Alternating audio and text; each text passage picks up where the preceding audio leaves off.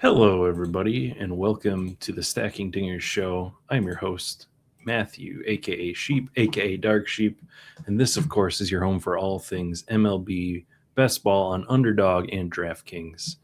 Tonight, we have an excellent episode with a fun, exciting returning guest. We also have a fun and exciting co host, Billy Jones. Hello, Billy. How are you tonight? I'm doing good. This is an episode I'm excited for because our guest is going to bring most of the content. I can kind of sit back and listen and not have to do a ton of talking and kind of here just to hang out. So it's going to be a good one. We got some great information coming people's way, so I'm excited for this one tonight. Yeah, so you've obviously seen the title and or the screenshot of or the thumbnail for the episode. We of course have Mr. TJ Stats, Thomas Nestico. Welcome, Thomas. It's great to have you back again this year. Yeah, thanks for the warm welcome. I'm glad to kind of dive in some names I've pulled out here to highlight the 2026 season, and it's always nice to chat with you guys. Yeah, and if you're unfamiliar with Thomas, you might have seen his graphics scrolling across your Twitter timelines at TJ Stats. You'll probably recognize it as soon as we pull up the first one. But Thomas, what kind of stuff? You're already pretty. You're getting out there last year. But what kind of stuff have you been working on in the last year since we talked to you?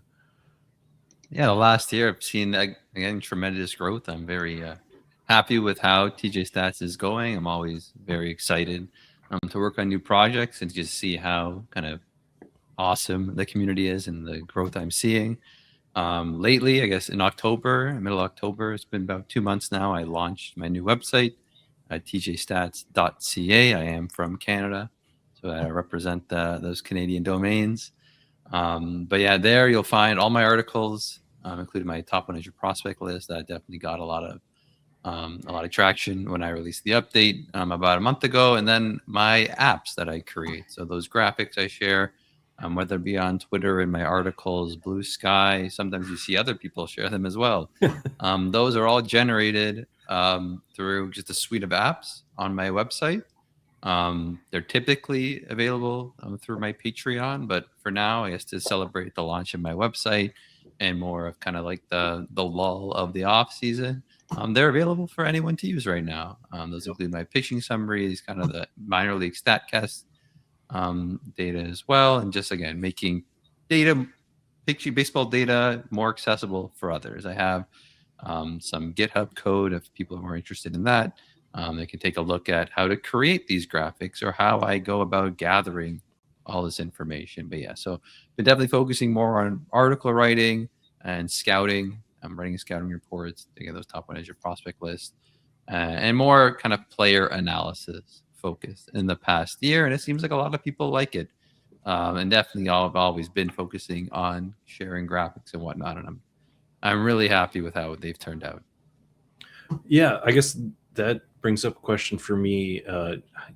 Obviously you started more on the stats side of things, and you said you put out a top 100 prospects list. So how did that process go for you, going from maybe I'm assuming too much, but mostly a statistics guy and adding in that scouting and trying to generate a list like that for, I don't know, for the first time.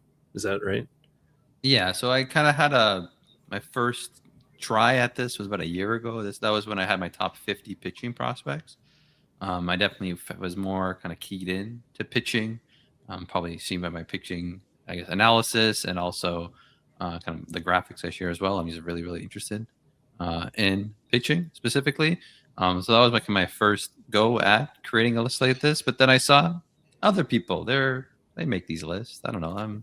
I feel qualified. I feel like I like baseball. Even if no one really wants to read it or whatever, at least I have it there. I can refer to it and kind of sharpen up my skills. But yeah, I will say it's definitely very data driven. Definitely using like any publicly available StatCast data, or if I can somehow find information about a player online through other scouting reports, other websites. It's always awesome to kind of dig through and see where they're going for, but also adding in kind of that the eye test element to it, because there's always, again, these players are human and whatnot. They're just not numbers on the screen. So you can see how they move and whatnot, and see if there's maybe room for growth or in a specific area of their game. Definitely more new to kind of that aspect of it, watching video. But again, MLB, they make it very easy to find a lot of data on these players. They also have the MLB Film Room, which, if you don't know, it's essentially just a directory of all like the highlights of a player throughout any level of the majors. If you're gonna like, if you want to find a video about of a player, it'll probably be there. Like basically all their home runs will be there for sure. But then you'll see even like singles or when a pitcher strikes a guy out. Like there's so much information available that MLB kind of puts out there, and just utilizing that to kind of the best of my ability. And more assessing like the future value of players as well, kind of baking that all in with again my background in the data analytics and the domain knowledge of the statistics and everything, with more of a baseball fan mindset, like watching the guys and seeing how they move. And again, reading other articles, other scouting reports, what they look for in a player. Again, it's more of like a learning experience, and I have found it pretty rewarding. And it seems like a lot of people like kind of those prospect lists and whatnot, and I've got a lot of good feedback from it as well. Excellent. And we have another list, a list of pitchers tonight that I know you've already written about them in a few articles, most of them, and then the last couple of articles over at TJStats.ca. So let's just dive into it. So yeah, the first name that you presented us with is a guy, Kyle Bradish, someone I personally drafted a ton of 2 years ago. And then ran into the old injury Tommy John snafu. So he did make it back last year. So what is it, first off, that really has him something you're excited about this year? Well, for first off, it's just the results. Over the past 2 years, I know there is a pretty large gap in between kind of those stints because of the Tommy John surgery, but we see elite strikeout rates, and just the results have been phenomenal. They're like Tariq Skubal level, Paul Skeens type results from Kyle Bradish. I know it's only in around 70 innings or so, but it was a 2.65 ERA, a 2.48 FIP. The strikeout to walk ratio was fantastic as well. Like all the numbers are just popping out of the page. And what I always like to see from a pitcher returning from Tommy John surgery is, can they pitch? Are they healthy enough to actually pitch? Like we kind of got a glimpse of that last year with Jacob deGrom. Near the end of 2024, he finally made his return. Everyone was looking forward to it, seeing how he was going to look, and he looked really good. It kind of probably played into maybe people viewing him as a top option in fantasy drafts and best ball and whatnot for the 2025 season, and they were rewarded. Again, he probably didn't cost as much as kind of those high end names there, but Jacob deGrom proved that he was healthy, proved that his stuff was still there, and again, he ended up being at least the top 15 pitcher in baseball last year. Like he was really, really good. Definitely didn't have that same strikeout upside as we're used to. Again, he is getting up there, and he did just return from injury. But what we saw was a healthy Jacob deGrom in 2024, and what we saw at the end of 2025 was a healthy Kyle Bradish. And again, nothing really kind of shied me away from him. Like the strikeout rate was 37%, walk rate, he kept his strikes in check. Again, coming back from Tommy John surgery, we're always cautious about how a pitcher is able to kind of sustain his command. And Bradish, it looked like he did not miss a beat there.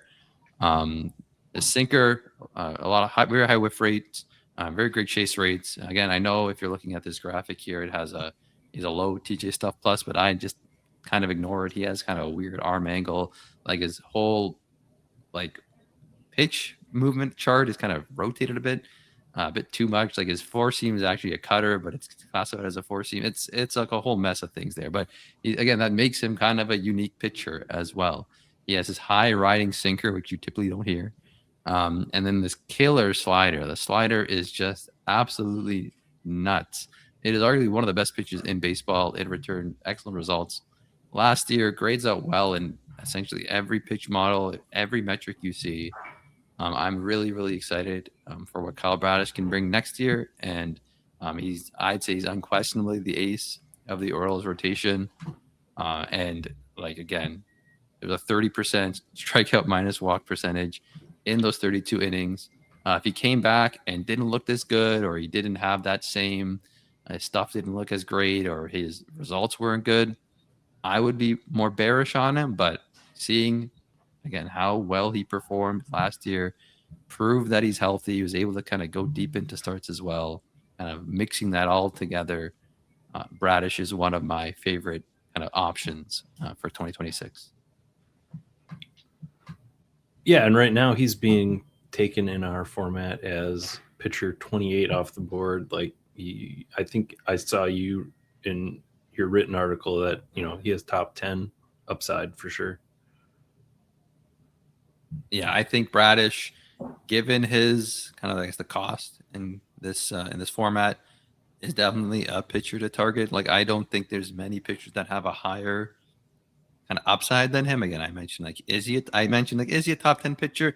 Based on results, he is, but again, he hasn't pitched a lot, so it's very hard to kind of pinpoint that. But again, you saw someone like Jacob deGrom have those results before Tommy John surgery, came back, and he looked pretty good. Maybe not as good, but the thing with Bradish, he arguably looked better returning from Tommy John surgery, which you hardly ever see. And again, as he continues to get further and further away from the surgery, I would expect him to honestly maybe even get better. Projections, they like him as well. They don't think he's going to be this 2.5 ERA guy. Again, it's very hard to project a pitcher like that, but they think he's going to be a pretty formidable SP2. And I think he has potential to kind of break that ceiling there. So I have a couple questions just on the chart. So K minus BB is something that's referenced all the time, and we see Bradish is an elite at 29.4, right? What is the number that becomes what's like the triggers? Like average is X, really good is above 25. Same thing with your stuff plus numbers as well. We know 100 is average. So what is something where it's like that number, that pitch is like a plus pitch, and what point is that pitch become like potentially problematic if the stuff is so weak? Yeah, for strikeout minus walk percentage, the league average is around 14%, and Bradish is at 29. So that's pretty significant. The number I like to see a pitcher kind of get up to reach is 20%. That I feel is kind of like a pretty solid number. If a pitcher can hit that, they're already one of the best pitchers in the league. And then they very likely are going to continue to perform very well. As we know, K minus walk percentage is arguably the strongest predictor of future results for a pitcher. Again, very aligned to FIP. It's just strikeouts and walks. It's a better indicator of production than ERA itself. Of course, ERA is not really a great predictor. FIP, it's better predictor than just strikeout rate itself. Also, Stuff Plus, kind of leading into that. Stuff Plus, if you don't know, is a pitch kind of quality metric. It looks at all the pitches in the past however many years. In my model, it's the past 4 years, and sees the effectiveness of it, kind of, and then boiling it down to an expected run value. So seeing how well those pitchers perform in the past 4 years, and then looking at their characteristics, and then running a model on this new data. So in Kyle Bradish's case, we see he has a 103 TJ Stuff Plus. That is above average. 100 is considered average in my model. And every 10 points up, it is one standard deviation on the pitch level.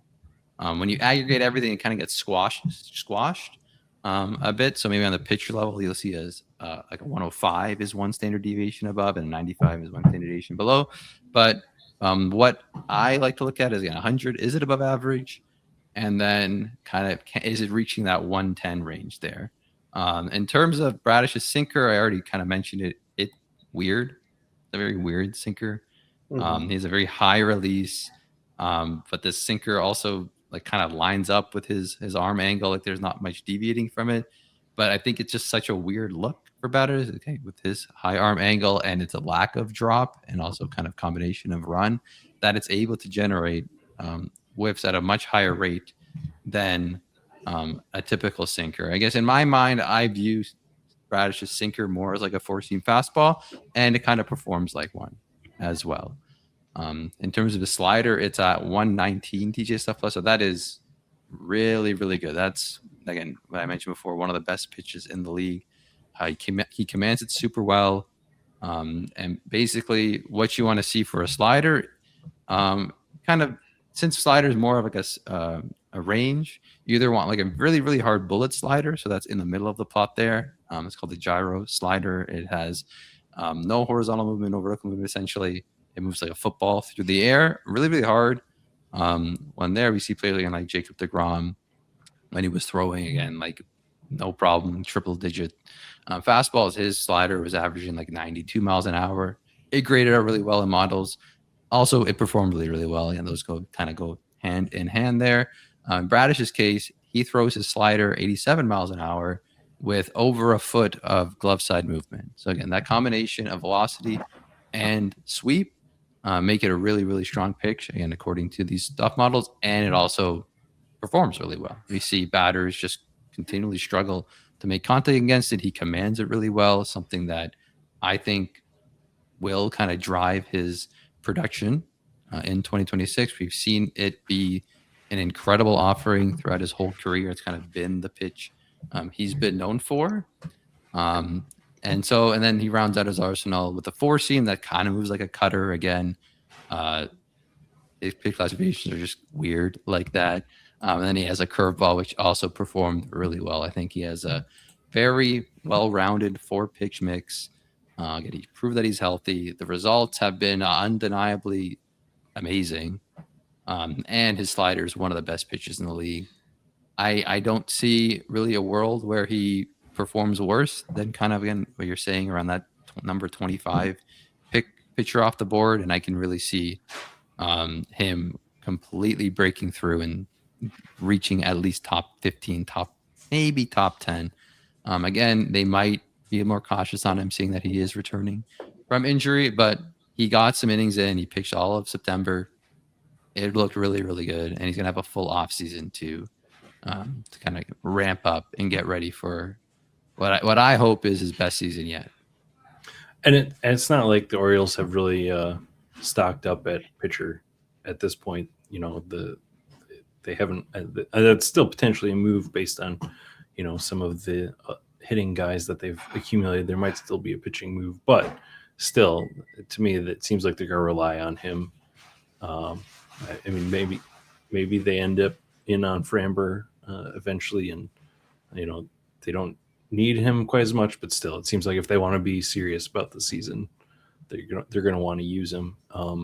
Quick, you didn't include this, but quick Trevor Rogers take on kind of the awesomeness we saw from him. Is that real? I think there is some kind of signal in that. We saw Trevor Rogers perform well. I think it was his rookie year. He was really, really good. He had a 2.64 ERA, 2.55 FIP, and then just kind of hit a lull with Miami. And then the trade last year was always kind of weird. Like we saw Trevor Rogers go for Kyle Stowers, and I'm forgetting. I know it's a middle infielder from Baltimore. But then they kind of flipped the script there. Like Stowers was excellent last year. Then Trevor Rogers kind of showed off that he is kind of back into business. And looking at it, projections don't think that 1.81 ERA is going to stick. I don't think so either. I find that it's definitely more of a mirage. But again, he had a pretty solid 2.82 FIP, mostly driven by a kind of a lower home run to fly ball rate than typically in his career. But I can definitely see more like a 3.5 ERA pitcher there. He came back. He was healthy. Should definitely be in line to be maybe the Orioles' leader innings pitch next year. They're going to rely on him a lot, just like Bradish. I won't expect a lot of strikeouts from him. Like that's kind of like the one downside with Rogers and kind of projecting his future performance. He doesn't have, again, the same strikeout upside as someone like Bradish. Also, the stuff didn't really grade out as well either, but we saw Rogers have pretty strong command last year. Wasn't walking too many guys and was able to limit hard contact very effectively. But yeah, Bradish 1, Rogers 2. I like that for the Orioles. I can definitely see it flaming out, maybe not working out too well. Definitely one of the more riskier options, kind of both given their health, Bradish's health specifically, and then also Rogers' combination of health and more volatility there. But I do like both pitchers for 2026. I just think Bradish is definitely their number one guy and should have a better season, just given his underlying metrics and what I think he can kind of achieve, given his strikeout rate and how he looked returning from Tommy John surgery. Excellent. Let us move on to the second name that you provided us with, who I read in your article is your favorite pitcher. I don't know if it was not of all time, but favorite pitcher right now. So, Eury Pérez, another guy coming off Tommy John surgery, but unlike the 29-year-old Kyle Bradish, he is still 22. I think he turns 23 this season. So there's not there. Who knows what he is? I guess. So why don't you tell us what you think he is? Yeah, I kind of mentioned already. Eury Pérez is my favorite pitcher.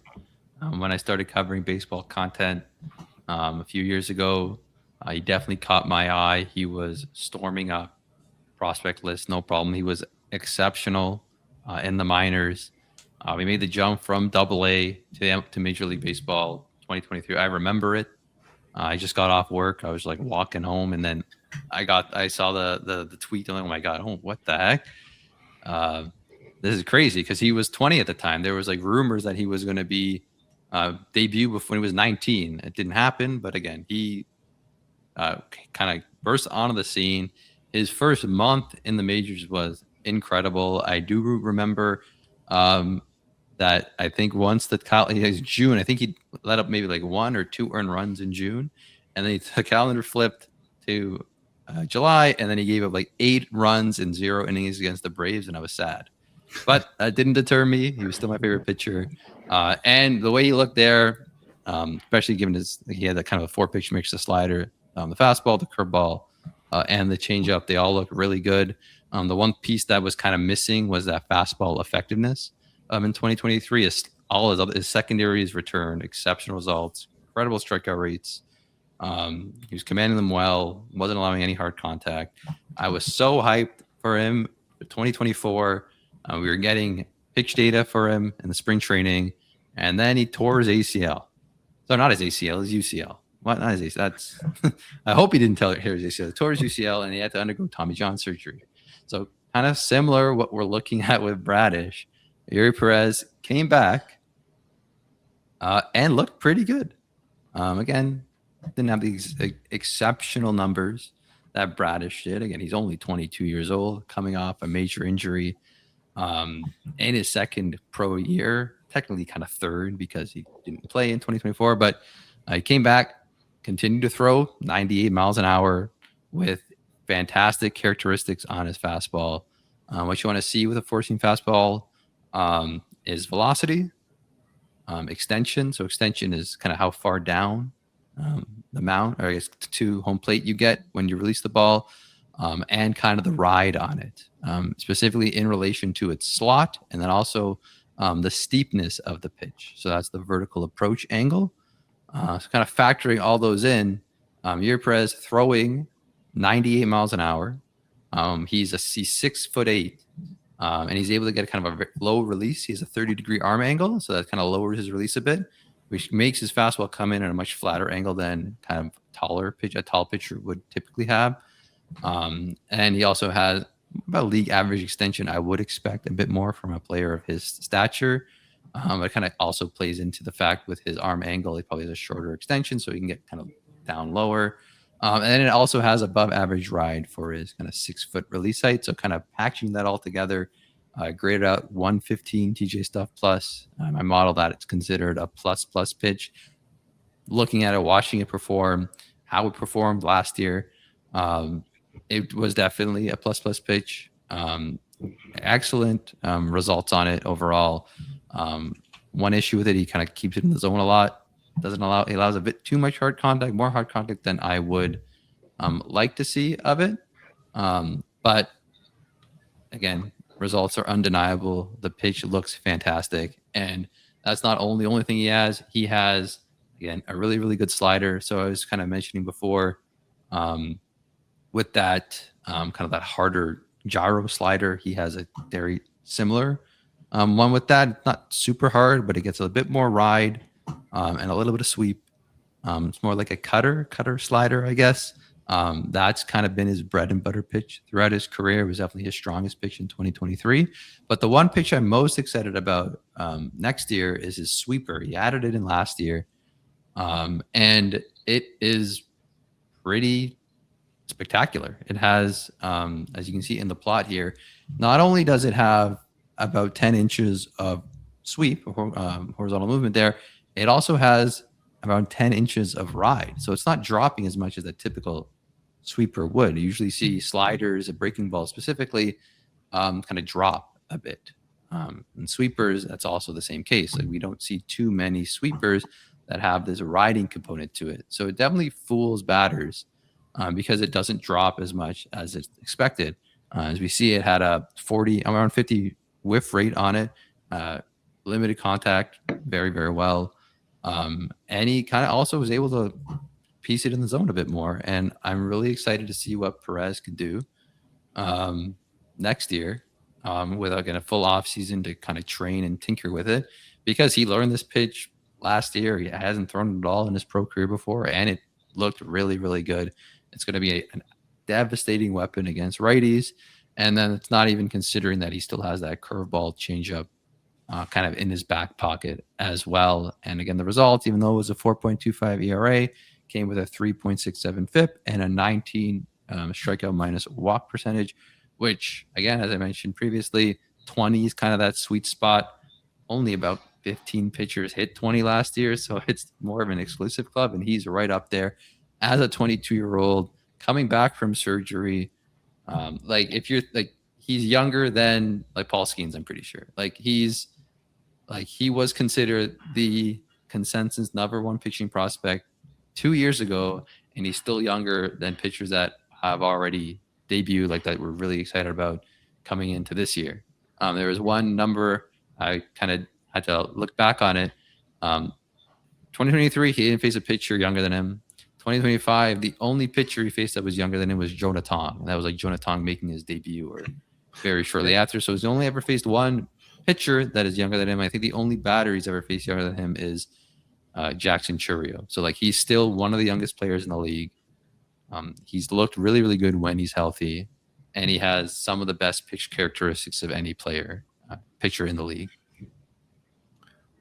Yeah, you forget how young he is because he's been on our radar for so long. One of our Brendan Tuma, our friend of the show who helped us start the show originally, 2024, that was his guy too. Yeah. So we forget how young he is. He's still pitching most likely in Miami. I haven't seen too much about them trying to move him. And so he's going to have that elite pitching ballpark to pitch in additionally. And he's going at pitcher 41. I looked it up. You got 95 innings here, but he also pitched 22 in the minors. So he did get up to, 110. So this year we can see definitely 150 innings. And, if he's as effective as we want him to be, that could be really awesome. All right, let us move on to number three. Number three, one of the young pitching guys who kind of popped up at the end of last year and made some noise and really made a name for himself in the playoffs is Cam Schlitter. So yeah, I guess he's 24. He's 2 years older than Eury Pérez, and we're thinking about this young guy on the Yankees. Seems like he has every path to a starting spot again this year. So yeah, what is about Cam Schlitter that has him here on your list? I think if people watch the playoffs, you kind of know what Cam Schlitter has kind of the ability to do. He decimated the Red Sox in that series. It was incredible to witness. It was arguably the best rookie pitching performance ever. And then Trey Savage tried to one-up him later in the playoffs. Again, I think the kind of crop of pitching talent coming up in the majors in 2026 is going to be really, really exciting. Like Schlitter, we're talking about Schlitter having one of the best rookie performances ever, and he's like may not even be considered a top 5 pitching prospect. He has graduated, but we have like players like Nolan McLean, Trey Savage, Bubba Chandler. Schlitter stormed up rankings, the prospect rankings last year. He didn't really catch my eye until he started maybe a few weeks into AAA. He throws gas. Again, similar to what we saw with Eury Pérez, 98 miles an hour. The pitch definitely doesn't have the same kind of carrying characteristics we want to see from a fastball. He has more of the higher release. It's around 6.5 feet. And it doesn't have as much ride. So I'm not expecting his pitch to be a crazy whiff generator, but seeing him command it, he's been able to command it fairly well. It grades out well too. Like 98 miles an hour is essentially going to play whenever, wherever. At least he kind of keeps it in and around the zone, and he was able to do that consistently last year. The one pitch I really, really like from Schlitter is his cutter. It moves a lot more than a typical cutter would. Kind of in that range of what we were seeing with Eury Pérez's sweeper, but this is at 92 miles an hour. It doesn't have, again, the same amount of ride, the same amount of sweeping action, but again, it gets around 6 inches of glove side movement, about 5 inches of ride, induced vertical break there, and it just whizzes by batters. It is a really, really good pitch. He can throw it in both counts. If he can command it just a bit better, I think it has the potential to be one of the best pitches in the league. It is awesome. He decimated the Red Sox lineup in the wild card series there. And that's not all. He also has that big looping curveball. Again, velocity. If you're looking at these young pitchers, guys that you may not know, looking at their pitch characteristics is always a good first step. We get a lot of information from it. And we see Schlitter throws harder than essentially everyone else in the league, has been able to throw a bunch of innings. I think last year he was around, he's around 150 innings last year. Excellent results throughout, again, both the minors and in the majors. Again, finding that sweet spot, 20% strikeout minus walk rate.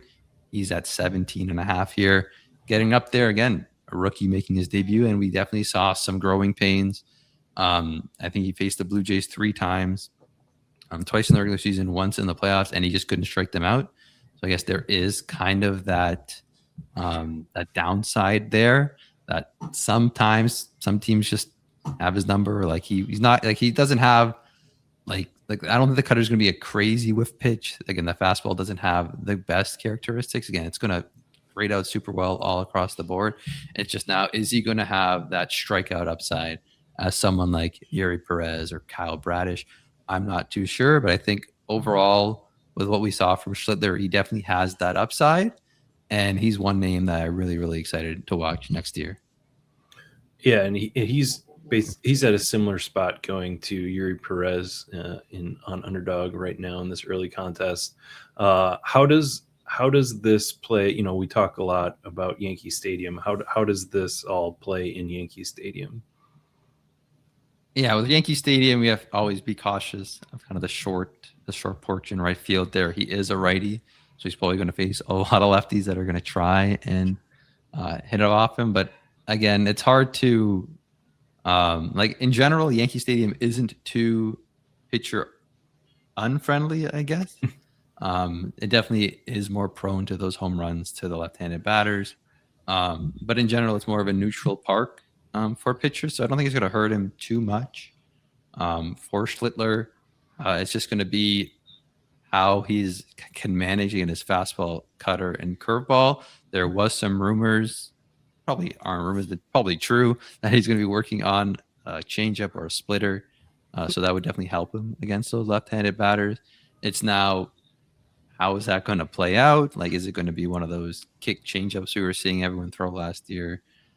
Just how is adding this changeup going to impact kind of his profile? I think it can only really help, just because it gives him just another weapon and a new look against lefties, a newer pitch.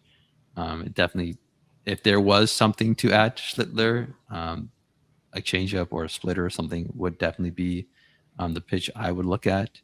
And the Yankees have one of the best pitching development labs, I guess, in baseball. So again, I think he's in the right organization to succeed. He's going to have plenty of playing time. The results were good last year, again, both in the minors and in the majors. We've seen him dominate lineups, even though there were some lineups that he couldn't, I guess, factor in. But it's more of a learning experience and growth. Again, only 24 years old, was a rookie last year, and now we saw him again be like set records in the playoffs and look absolutely incredible. It's Yeah. fun. Oh, I was just going to say, this is a guy with a massive ceiling. I went back and watched the game against the Red Sox in prep for today, and he was just pumping triple-digit fastballs, cutters like at 95, 96. It was truly like he has this ceiling that is absolutely immense. So I'm interested to see if they could, because you could see like on the pitch plot, which is the most, and then you also look at the TJ stuff. Plus, like that sinker is by far the weakest overall graded pitch, and it's also would be overlapping with what they could put on a changeup. So that's a position on his pitch plot that they could maybe replace that sinker with something that might play a little bit better. Yeah, I was going to say it's kind of funny, where we're at in pitching development. This guy already throws, 4 great pitches, and he's got a 5th one that he can use, and then we're excited that he's adding a 6th. All right, let's move on to the next one. Here's another guy who I've been a fan of. One of those, at certain points in his career, you don't know whether he's going to be in the history books. He had the real early no-hitter that he threw in his career, and then it's been a roller coaster ride ever since. He is still with the Angels, but the big change for him is he is coming out of the bullpen to back to a starting role. I've been jumping in again on Reid Detmers just because I've always liked him, and obviously maybe I have some magic insight here because Thomas, you also are excited about him going back to the starting role. So I'll start it off. I know last year in general his velocity was up, which is something we expect when a pitcher goes into the bullpen. The shorter outings tend to lead to having them throw a little bit faster. So I'll let you take it away, Thomas, on what you think what we think we can expect as he gets back into a starting role. Yeah, Reid Detmers, I think Angels fans and probably fantasy baseball players alike kind of groan when you kind of hear Reid Detmers coming back to the rotation. He was pretty strong, I guess, in the first season or two in his career, and then again he tried starting again and did not work out the last 2 seasons. So the Angels threw him into the bullpen, and lo and behold, he was very, very good. Again, you might look at that 3.96 ERA and think it wasn't too great, but he had a 3.12 FIP and then a 21 strikeout minus walk rate.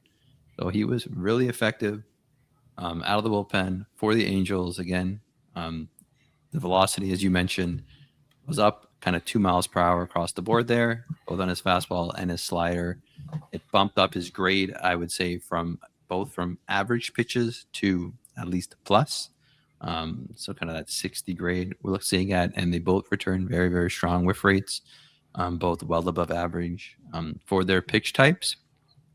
But the velocity gain, again, expected it will likely go down.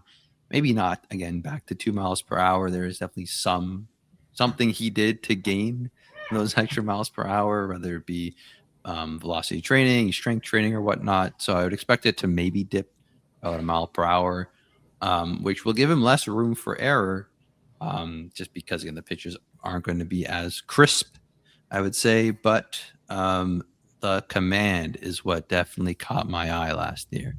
The walk rate, it was the same. It was around 9% in both years. But the biggest thing that he did was how he commanded his slider.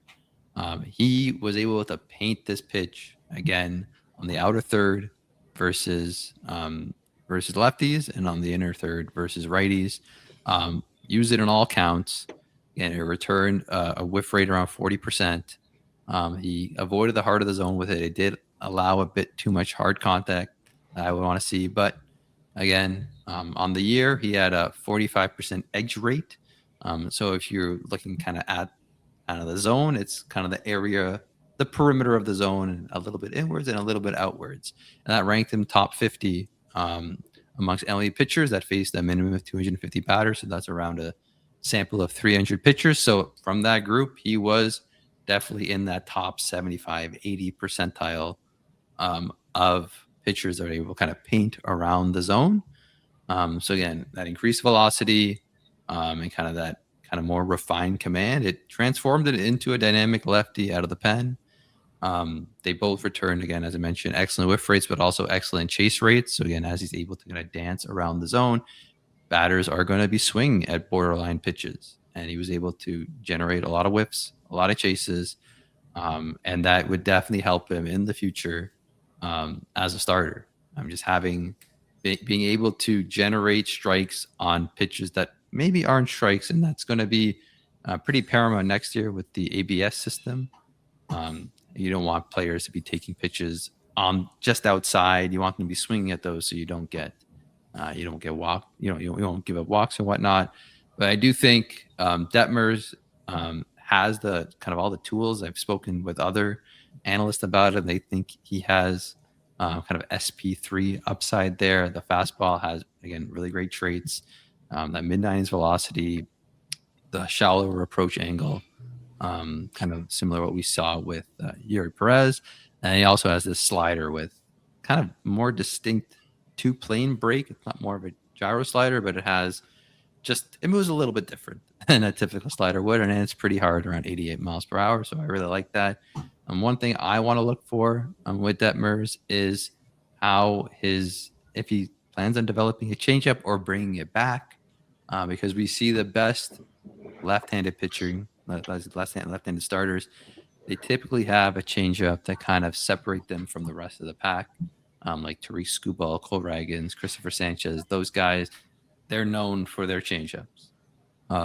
Unless you're someone like Garrett Crochet, who just throws gas, can pin it anywhere, and has just a fantastic arsenal. Otherwise, as a lefty, having that off-speed pitch is very, very important.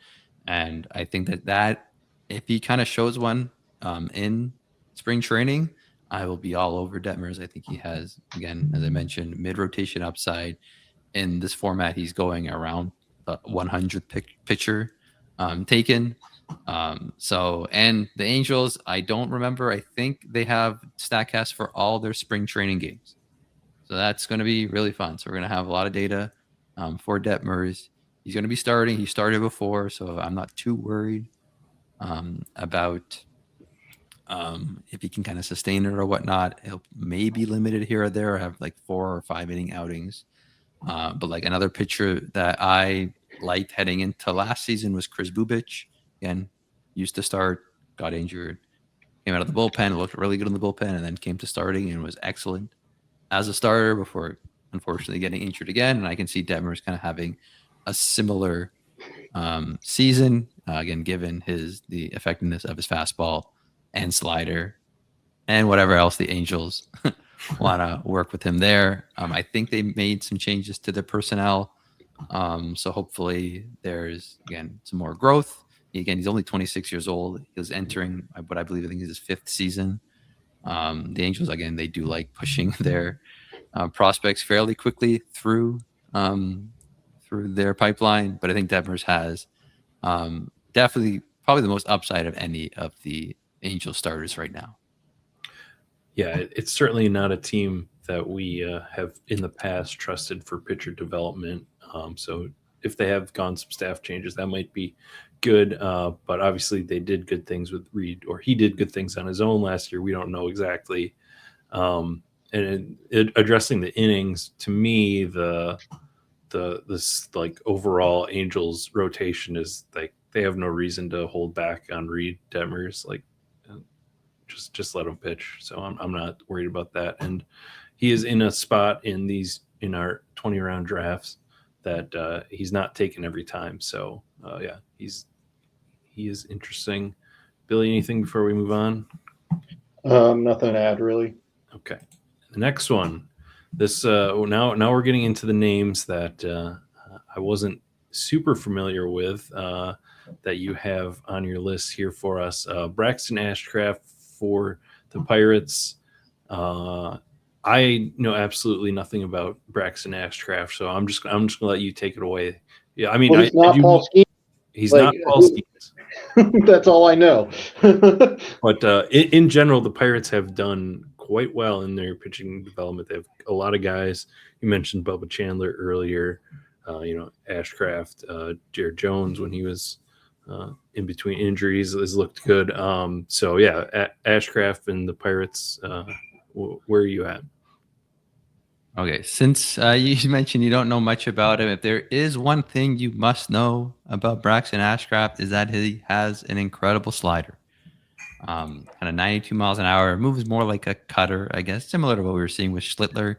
92 miles an hour, he commands it incredibly well. And I just implore you, just watch some video of how well, like even his heat maps. Ashcraft against righties, this pitch is a nightmare. He's able to, again, paint it on the outer third. In any count, he doesn't care when it is. He's throwing around 40% of the time to righties. And then to lefties, he's not afraid either. It's around 30%. No, that's around 20% usage versus lefties. Definitely pounded on the inner third. And one thing that kind of explains, or I guess exclaims his command of it is that chase rate, again, around 40%. Just, again, he's painting these pitches on the outside of the zone. He's missing the heart of the zone. He's not leaving many mistakes for batters to hit. And when they do swing, it's typically at a pitch that isn't very hittable, or it's more definitely on the edges, something that they don't want to typically swing at. But the way he's able to kind of feel the pitch, throw it, his feel for it, it was the pitch that made him a top 100 prospect, essentially. And he kind of showcased it. He was pretty good this year. More of a hybrid starter relief role. The Pirates used him sometimes as a spot starter. I think near the end of the year, he started starting a bit more often. He had a 2.71 ERA, a 2.78 FIP in around 70 innings. There, 24% strikeout rate, and then 8% walk rate. So really, really solid. Peripherals. He was a rookie after all. And he was the rookie that I don't think many Pirates fans expected to come up and dominate. They were hoping for Bubba Chandler in that case. But Braxton Ashcraft kind of carried the load there. And the slider isn't his only weapon. He has a really good fastball, 97 miles per hour. Maybe I wouldn't say really good, but at least maybe above average. Again, the 97 miles per hour. It has, I guess I'd say it's similar to what we saw from Cam Schlitter in that kind of high 90s velocity, but the shape isn't too great. More of that higher release point, not a lot of ride on the pitch. But that's not his only fastball. He has a sinker, which I really, really like. It's his primary fastball against right-handed hitters. Again, sits in that higher 90s velocity band, and it just sinks under bats. He's able to kind of paint it at the bottom of the zone, return around a 20% whiff rate, which is really good for a sinker. It returned, again, above average whiff rate, above average chase rate and above average quality of contact across the board on that pitch. It grades out well in pitch models. It's a combination again of that the deviation from his four-seam fastball and its combination of arm side movement.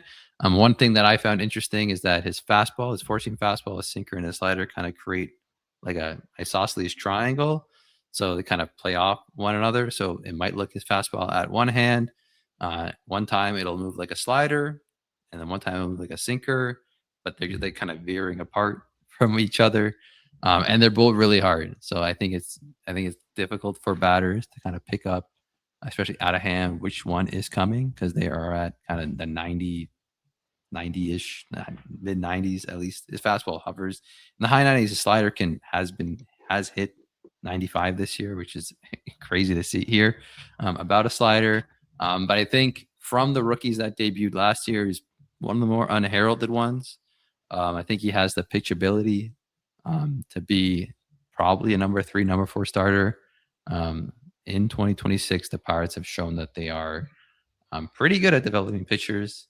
And he already has the arsenal, the command to just be a starter. And he's kind of proven that again throughout his career. I know one analyst that I've talked to, they thought Braxton Ashcraft was like a top 10 pitching prospect before 2025 started.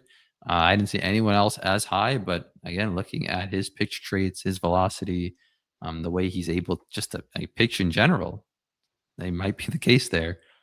So I think he could be a hidden gem. He's one of my favorite guys to watch next year, especially after, what was it?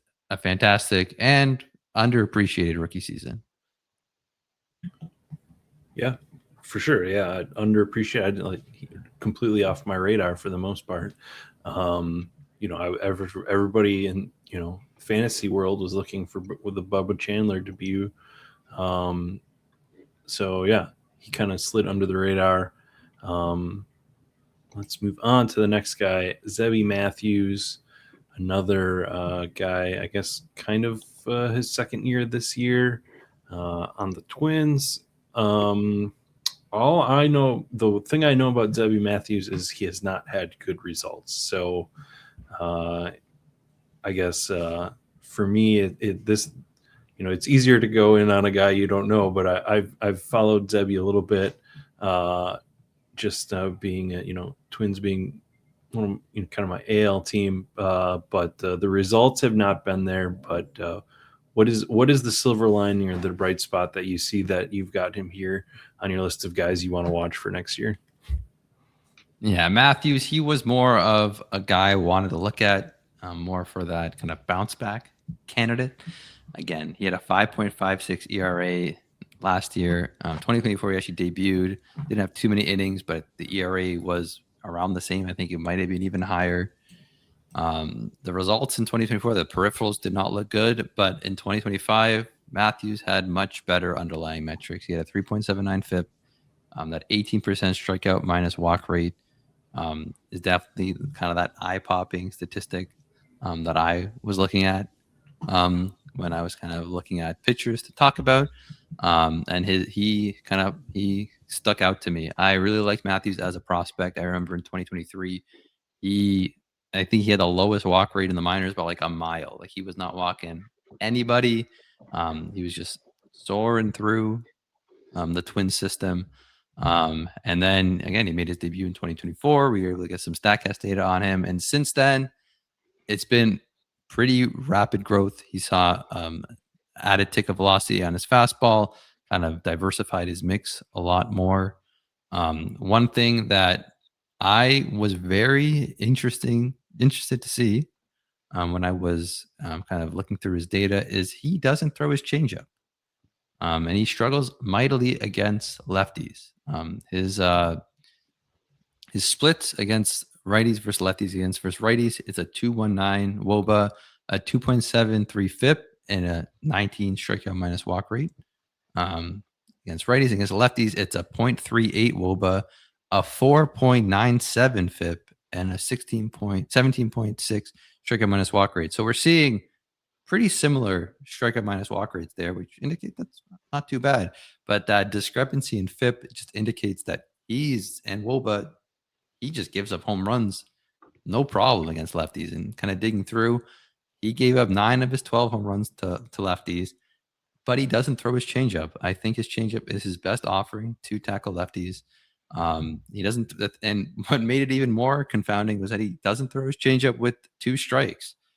He would again lean on his fastball and slider, both of which just got absolutely clobbered. Like I'm not sure what the Twins were doing with Matthews there, how they were kind of operating with him with 2 strikes, but it did not seem very effective.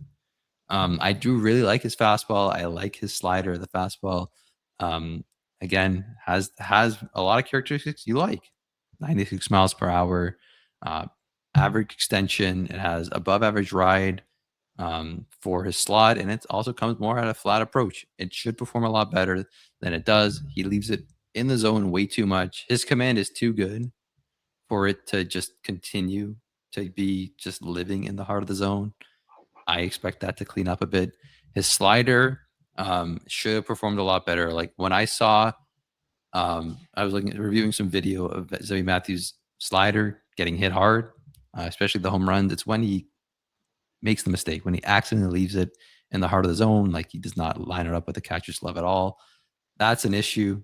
I think he can clean that up. As I've seen throughout his minor league career, he's been the command guy. Like when you saw him in 2023, when you heard about him in 2024, he was the guy that just throws strikes.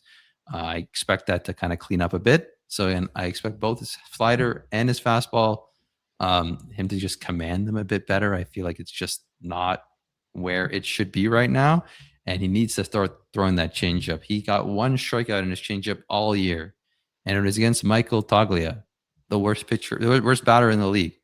Like, there's no reason why arguably his best pitch was thrown, like I think it was 5% of the time with 2 strikes. I think there's, again, pitch changes. They're usually, or pitch usage changes are like low hanging fruit. Like it seems so simple, but sometimes it just really is. It's like he should start throwing this changeup more. It's not like his changeup is a bad pitch. It had solid results last year, especially versus left-handed hitters.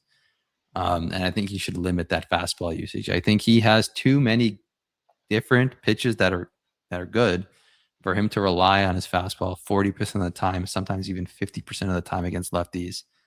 Like from what I see like a big frame, 6'5" guy with plus command, very deep arsenal, a killer slider, and he's just not being utilized properly. I'm not sure. Everything screams like he can be a mid-rotation starter in 2026. I really hope he takes that next step, because like he looks like everything about him is exciting. The results just have not been there, but at least the underlying metrics were much stronger in 2025, which gives me hope that there's something he can still tap into for next year. Billy, of course, was not groaning at you. He was groaning at how much he drafted Michael Toglia last year. So yeah. This is gonna. I feel like this is gonna come back to every episode now. Yeah. Yeah. So Thomas, that was a mistake last year, and we'll call it a mistake. I drafted a fair amount of him. I was obsessed with the idea of him in Coors Field hitting the ball to the moon. I got lost in the idea that he would actually hit it.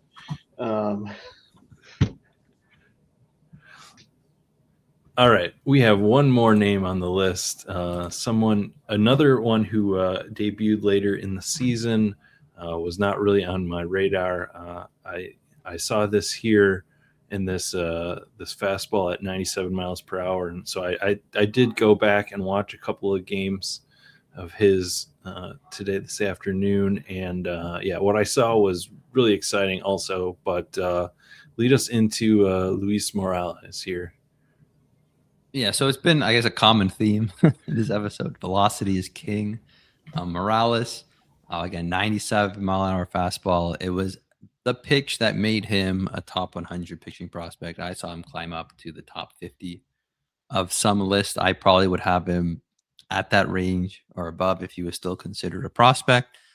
He stayed a bit too long in the majors to graduate, but that doesn't stop me from being excited about him next year. The fastball, again, the characteristics were excellent. Again, high 90s velocity, those similar traits, that shallow fastball, low release point, high ride. That's what you want to see. No surprise that it grades out really well in most pitch models, especially given that velocity. Didn't have the whiffs, which was kind of surprising. Command has definitely been the biggest question.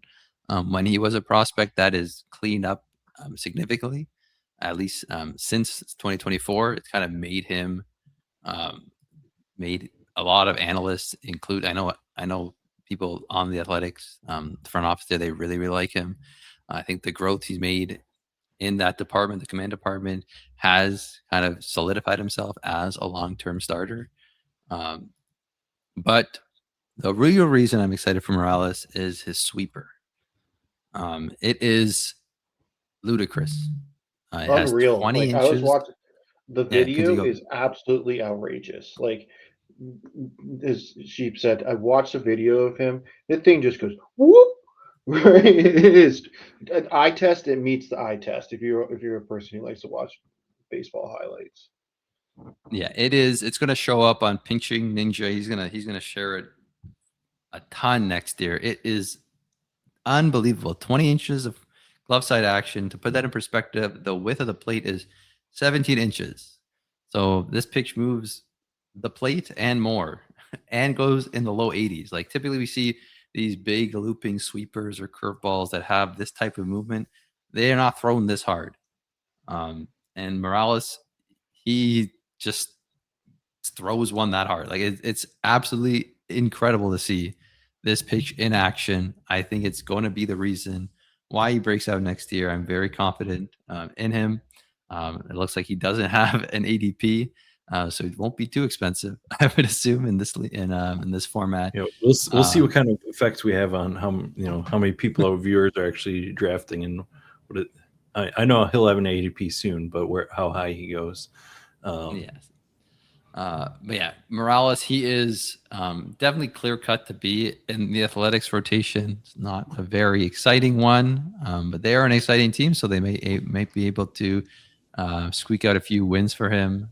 But he was definitely considered a top pitching prospect last year. Definitely did not get the same praise as arms like Schlitter, like your Savage, McLean.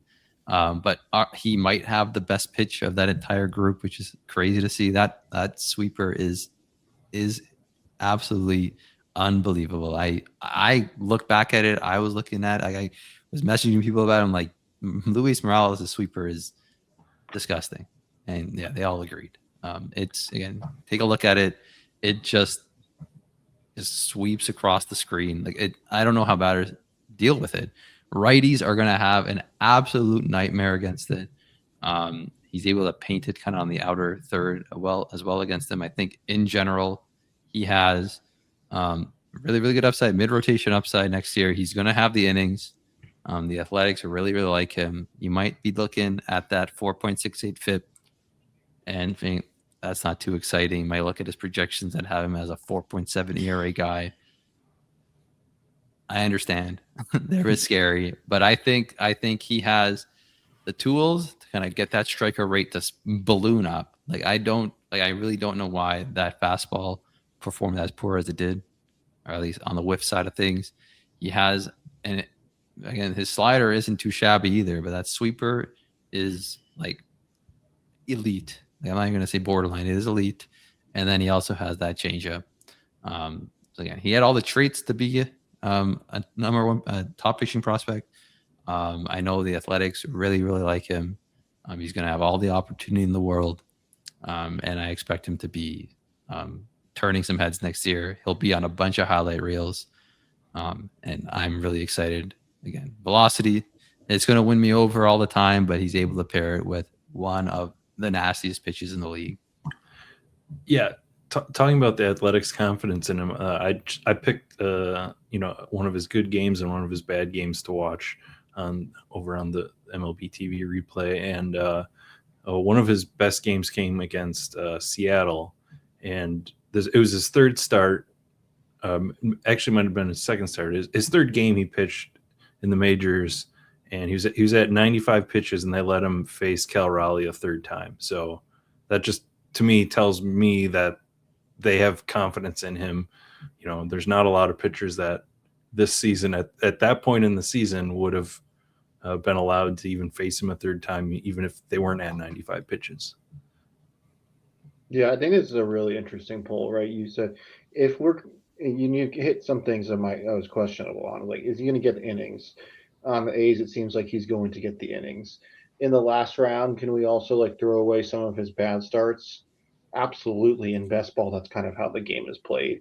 But he's going to have these potentially high-end outcomes, a lot of strikeout games with this top end stuff. That's an interesting profile to me. So this is some really great names, Thomas. It's been like absolutely amazing.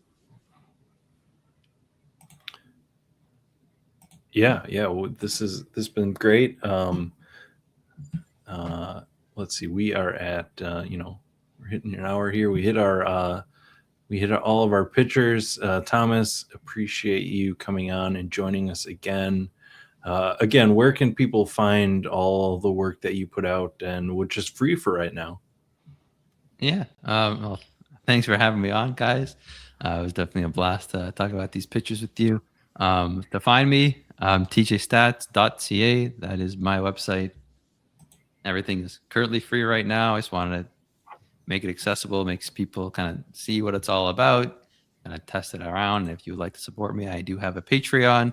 I also have a Substack as well. I'm hoping to share more of my general thoughts, maybe trade reactions or signing reactions and whatnot there. But you can find definitely the hub for everything I do on TJStats.ca if you're more interested in my live reactions to things. I'm very active on Twitter. I also have my Blue Sky at TJStats.